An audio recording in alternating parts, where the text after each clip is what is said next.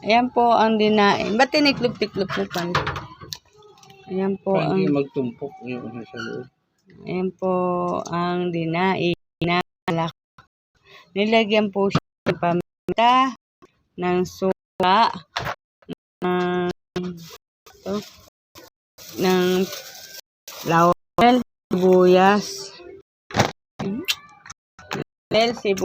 asin at magic sarap.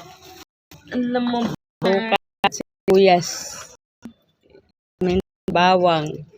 Yan po ang inilalagay para po kung kayo ay magdadaing malasa po ang daing ninyo. Yan po. Yan po ang talakitok at tilapia. Hindi na po yan sila mag-aaway kasi mga tigok na sila. Kaya pwede na po silang pagsamahin. masalagyan dito. Ayun o ba siya itaklog? Bubutas. Oo, nga pala. Hindi, ano naman eh. Kung bago mo naman itaklog, dadaganan mo naman. Yan. Ganyan siya. Yan, ibinabad po yan. Bukas ng umaga, ibibilad po yan. Yan na po yan. Oh. Yan, bukas po yan ng umaga, ibibilad. Yan. Diba? Hindi na sa malo ng pusa.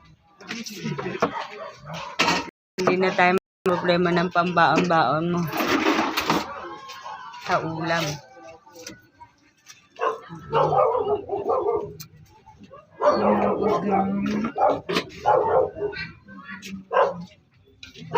May kamatis na yan? Wala. With pera. Yung ligyan ko mga pis.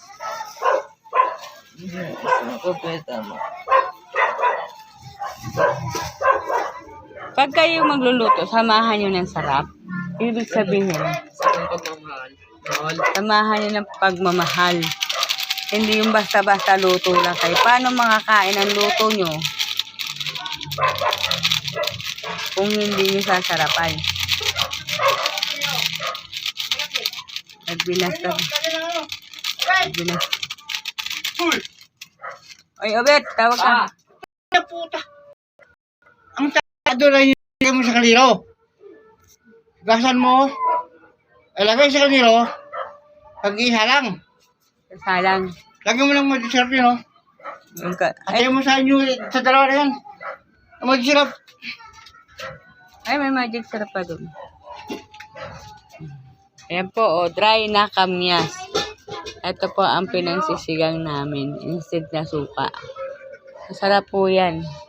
Baka may gustong order ng dry na kamyas. Ayan po, oh, dry na kamyas.